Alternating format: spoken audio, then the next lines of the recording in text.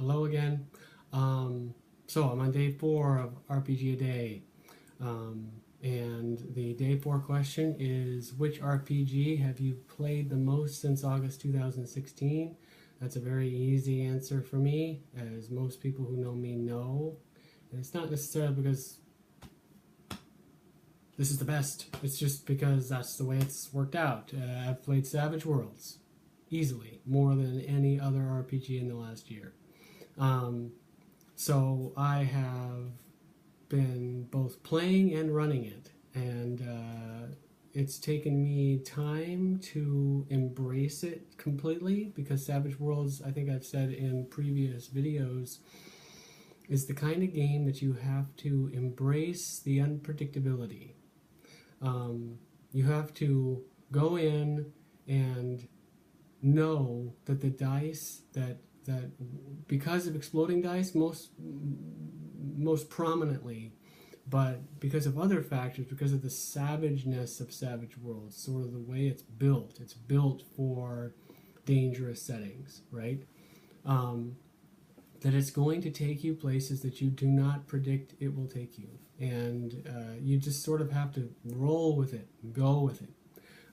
There are ways to run Savage Worlds that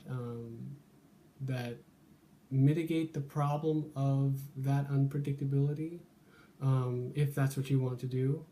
There are ways to run Savage Worlds that not minimize but lessen the impact of the possibility of character death, because Savage Worlds can be very savage. That is, it's perfectly named.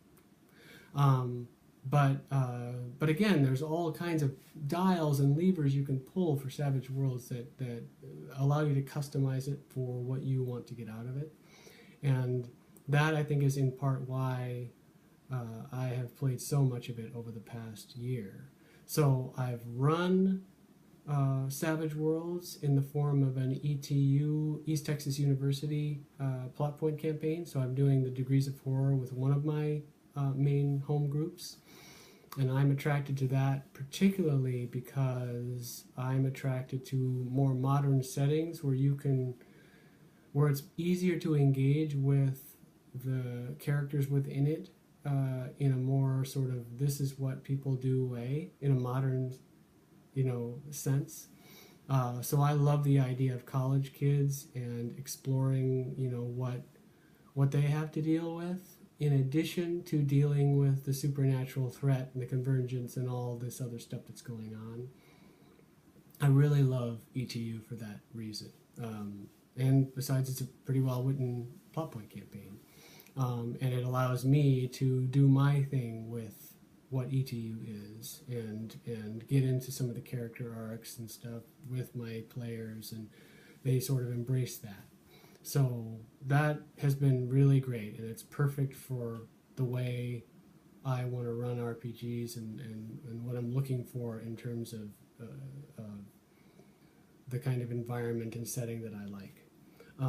I've also been playing in the same ETU game, not in the same one I'm running, but in the same Degrees of Horror campaign run by Ron Blessing in my other main Tucson group. And it may seem weird because I'm running it and I know it, I know the basic plot, but so it may seem like I'm spoiling myself or giving shorting myself in terms of the experience of it, but really it's not, because it's a completely different game. Ron runs a completely different game than I run, and obviously the players will do different things and make the GM come up with different solutions to things, and so it's just not the same. So and my character is different than somebody else's, than me running it, so I enjoy both because I get to do both sides of it. I get to run and I get to play, and in a setting that I really enjoy. So we've been doing that. I played in a Necessary Evil Breakout short campaign that my friend Daryl Hayhurst ran. It was fantastic. it engendered a lot of stories and tales of the table, you know, that you can sort of share at cons, because Necessary Evil is unique in that way, where you're playing villains that basically are forced to be, well, in Breakout, you're not forced to be heroes much at all. You're just trying to break out.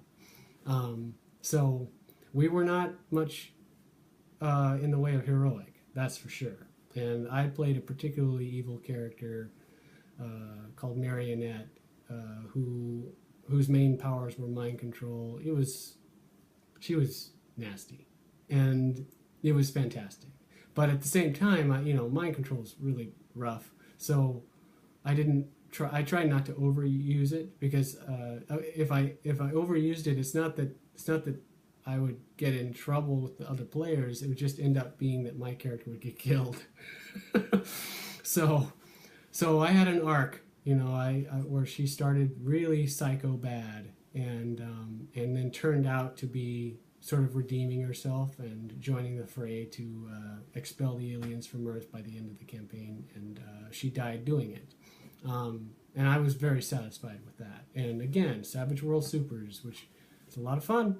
It's really cool. And when your game master is somebody who's like really, really one of the best at it, in Daryl, you can't really go wrong.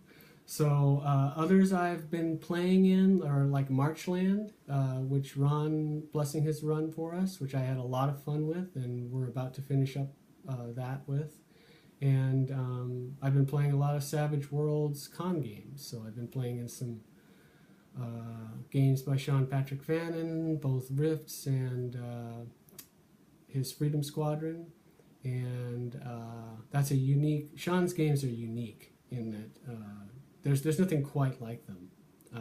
And I would encourage anybody to try to get at his table at least once, because there's nothing quite like the way Sean runs a game. I mean, there's nothing quite like the way I run a game, but that game it's high, the way he runs Rifts and Freedom Squadron, high power level, and a lot going on, and it's very interesting to experience.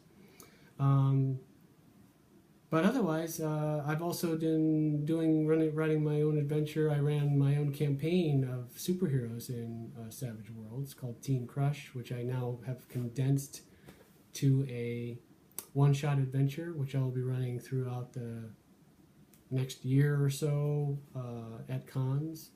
And so that's the answer. Savage Worlds. I also run a lot of Fate. I'm very good at Fate, but I sort of am coming to the conclusion that I think Fate is better suited to a one-shot game, but I'm not sure. I don't know.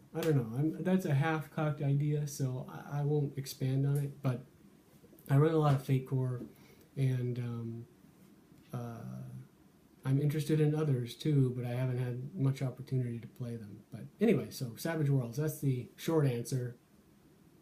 And I'll see you next time.